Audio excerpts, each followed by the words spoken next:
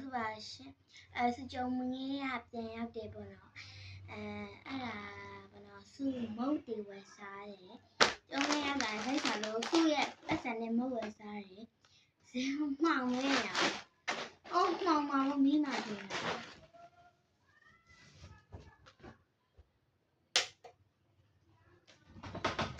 ပေါ့နော်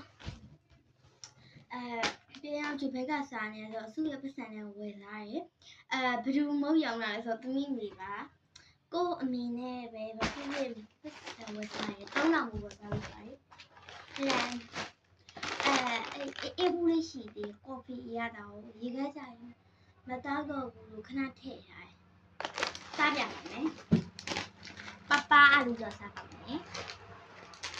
အခုဟာလည်းမကြတော့ပါဘူးဒီတော့ကတော့ပြီးမှစားပါမယ်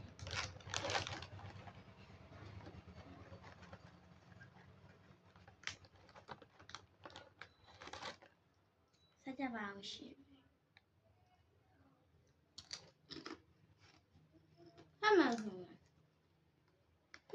Bye bye. Bye bye, see you. Thanks for watching.